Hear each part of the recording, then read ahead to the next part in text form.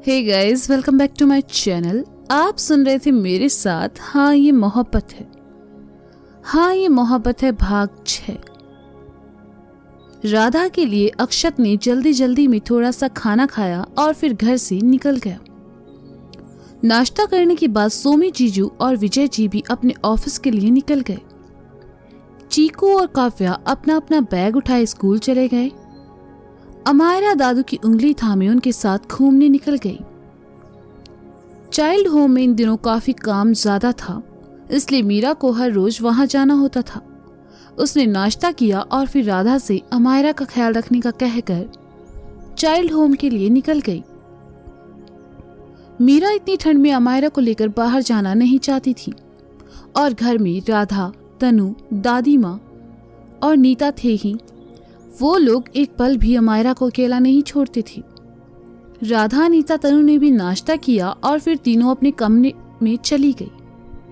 रघु बाहर बगीचे की सफाई कर रहा था, साथ ही दादू से यहाँ वहां की बातें भी कर रहा था। जैसा कि अक्षत ने कहा था, अर्जुन आज देर से उठा, नहाया और कबर्ड के सामने जाकर ऑफिस के लिए कपड़े निकालने लगा। अर्जुन ने हमेशा वाले फॉर्मल कपड़े उठाए, लेकिन अगले ही पल उसकी नजर अपनी नई जींस और शर्ट पर चली गई, जिन्हें उसने पिछले हफ्ते खरीदा था और पहन नहीं पाया।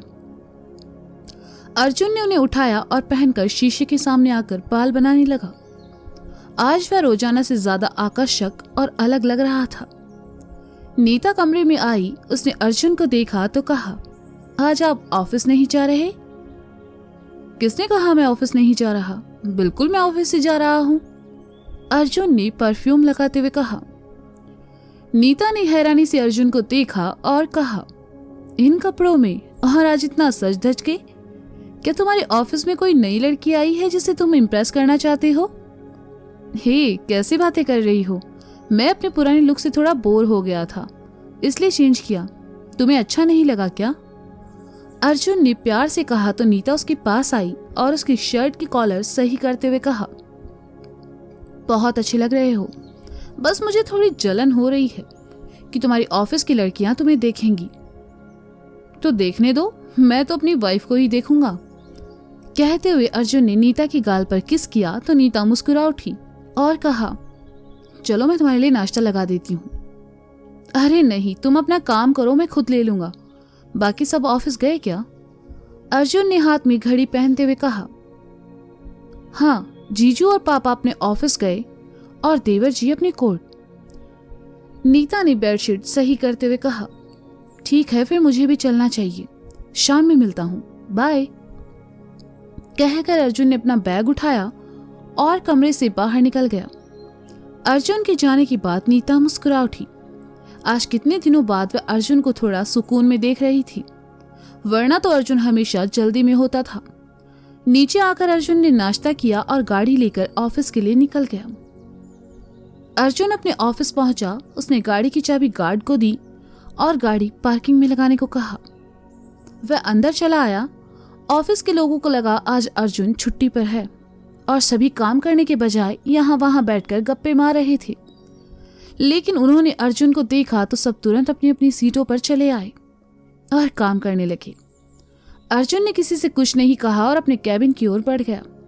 उसे नए लुक में देखकर सभी खुसर फुसर करने लगे। अर्जुन ने अपने मैनेजर को बुलाया और टेबल पर रखी फाइल्स चेक करने को कहा। काफी सारा काम पेंडिंग चल रहा था जिसे अर्जुन को पूरा करना था। आपने मुझे बुलाया अर्जुन बाबू? मैनेजर ने अंदर आते हुए कहा। हाँ मेहता जी, आइए, दरअसल मैं अपना मैनेजर चेंज करने की सोच रहा हूँ, तो आपकी नज़र में इस ऑफिस के सबसे होनहार कैंडिडेट्स हैं, उनकी लिस्ट मुझे दीजिए। अर्जुन ने अपने लैपटॉप पर काम करते हुए कहा। अर्जुन बाबू, मैं इस कंपनी में पिछले 15 सालों से मैनेजर की पोस्ट पर हूँ। पहले बड़े साहब के साथ काम किया और फिर आपके साथ। आप अचानक से आज मैनेजर चेंज करना चाहते हैं, मुझसे कोई गलती हुई क्या? मेहता जी ने कहा। अरे नहीं मेहता जी, कैसी बातें कर रहे हैं? 15 सालों में आपने अपना काम पूरी ईमानदारी और लगन से किया है। आपकी और मेरी उम्र में काफी अंतर है और मुझे अपनी उम्र का कोई मैनेजर चाहिए जिसके साथ मैं अपने नए आइडिया डिस्कस कर सकूं। मैं जानता हूँ आपको टेक्नोलॉजी की इतनी जानकारी नहीं है और यही वजह है कि मेरा अधिकतर काम डिस्टर्ब हो चुका है। अर्जुन ने मेहता जी की ओर देखकर कहा। अर्जुन की बातें सुनकर उनके चेहरे पर उदासी के भाव उभर आए और उन्होंने कहा, तो क्या अब मुझे ये कंपनी छोड़ देनी चाहिए? अर्जुन उठा और उनके पास आकर कहा, ओहो मेहता जी, आपसे कंपनी छोड़ने को किसने कहा? बल्कि आप आगे भी इसी कंपनी में काम कीजिए सीनियर मैनेजर के तौर पर, ताकि जो यंग मैनेजर हो आप उन्हें मैनेजिंग की सभी पुरानी टेक्निक सिखाएं और मैं उनके साथ नए आइडिया शेयर करूं ताकि कंपनी में कुछ इम्प्रूवमेंट हो। क्या मैं गलत कर रहा हूं? मेहता जी ने सुना तो उनकी खुशी छलक उठी और उन्होंने कहा, नहीं अर्जुन बाबू, आप बिल्कुल ठीक कह रहे हैं। मैं आज ही आपको कैंडिडेट्स की लिस्ट भिजवाता हूँ। लेकिन एक बात समझ नहीं आई, आप कंपनी के बाहर के लोगों को भी तो ये मौका दे सकते थे, फिर पुराने स्टाफ को? मेहता जी, बाहर के लोग आएंगे तो उन्हें यहाँ का काम समझने में और माहौल समझने में वक्त लगेगा, और फिर अगर पुराने स्टाफ को ये मौका मिलता है तो वो ज्यादा मेहनत के साथ काम करेंगे। साथ ही कंपनी के प्रति उनका विश्वास भी बढ़ेगा और इंक्रीमेंट देकर दूसरे लोग भी इंस्पायर होंगे। अर्जुन ने कहा, समझ गए अर्जुन बाबू, वैसे आज आप कुछ बदले बदले से नजर आ रहे हैं, पर आपको ऐसे दिखकर अच्छा लग रहा है। मैं जाता हूँ, कहकर मेहता जी वहां से चले गए। उनकी बात सुनकर अर्जुन एक बार फिर मुस्कुरा उठा। अमायरा वाला बिजनेस खूब ऊंचाइयों पर था और 4 साल में इस ब्रांड ने इंदौर की 10 बड़ी कंपनियों में अपना नाम शामिल कर लिया था। इंदौर की नंबर 1 कंपनी थी वीएस ग्रुप एंड कंपनीज, जो कि ब्यूटी प्रोडक्ट्स के लिए प्रसिद्ध थी।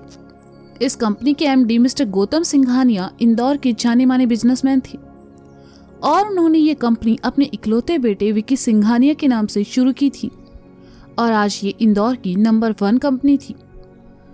वीएस ग्रुप एंड कंपनीज के ऑफिस रूम में बैठे गौतम सिंघानिया ने अपने बेटे का नंबर डायल किया और फोन कान से लगा लिया।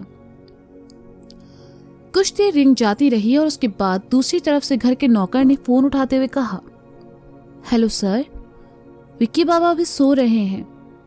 रॉबिन, उसे उठाओ और कहो कि आधे घंटे में आकर मुझसे ऑफिस में मिले। सिंघानिया जी ने कठोरता से कहा। ओके सर, कहकर रॉबिन ने फोन काट दिया। सिंघानिया जी ने फोन रखा और सामने पड़ी फाइल देखने लगे। आज उनकी कंपनी के शेयर होल्डर्स के साथ एक मीटिंग थी जिसमें वे अपने बेटे की मुलाकात उन सबसे करवाना चाहते थे, लेकिन विकी आज ऑफिस ही नहीं आया। वे बैठकर फाइल्स देखने लगे। आधे घंटे बाद मैनेजर ने आकर कहा, सर, बोर्ड मेंबर्स मीटिंग के लिए आ चुके हैं। विकी आया? सिंघानिया जी ने अपने मैनेजर से पूछा। नहीं सर, विकी सर नहीं आए। मैंने उन्हें फोन किया लेकिन उनका कोई रिस्पॉन्स नहीं है, मैनेजर ने हाथ बांधे हुए कहा। सिंघानिया जी उठे और कहा, ठीक है, मैं उससे बात करता हूं, तुम तब तक जाकर मेंबर्स से मिलो। श्योर सर, कहकर मैनेजर वहां से चला गया। सिंघानिया जी ने रॉबिन का नंबर डायल किया। दूसरी तरफ से रॉबिन ने कुछ ऐसा कहा कि सिंघानिया जी के चेहरे के भाव बदले और उन्होंने कहा, ठीक है, मैं आता हूं। सिंघानिया जी ने बाहर आकर अपनी सेक्रेटरी से मीटिंग कैंसिल करने को कहा और तुरंत वहां से निकल गए। सिंघानिया जी के इस अचानक फैसले से सभी बोर्ड मेंबर्स काफी नाराज हुए, लेकिन मीटिंग कैंसिल होने की वजह कोई भी नहीं जानता था। सिंघानिया जी की गाड़ी एक आलीशान बंगले के सामने आकर रुकी। वे गाड़ी से उतरे और सीधा अंदर चले आए। उन्हें देखते ही रॉबिन उनके पास आया और उनके साथ साथ चलते हुए कहने लगा, मैंने विक्की बाबा से कहा था, लेकिन उन्होंने कहा कि वे ऑफिस नहीं जाएंगे। मैं इस लड़के को कैसे समझाऊं, मुझे समझ नहीं आ रहा। कहते हुए सिंघानिया जी ने विक्की के कमरे का दरवाजा खोला और जैसे ही अंदर आए उनकी नाक सिकुड़ गई। उन्होंने देखा विक्की नशे की हालत में अपने बिस्तर पर उल्टा पड़ा सो रहा है। सिंघानिया जी ने उसकी बाह पकड़कर उसे उठाया। विक्की का सर अभी भी घूम रहा था। उसने अपना सर पकड़कर बैठते हुए कहा, गुड मॉर्निंग डैड। सिंघानिया जी ने रॉबिन की तरफ देखा तो रॉबिन समझ गया कि उसे क्या लाना है और वह कमरे से बाहर निकल गया। सिंघानिया जी ने विक्की के सामने पड़ी कुर्सी पर बैठते हुए कहा, आज कंपनी के शेयर होल्डर्स के साथ मेरी मीटिंग थी और इस मीटिंग में तुम्हारा होना बहुत जरूरी था। ये तुम भूल गए।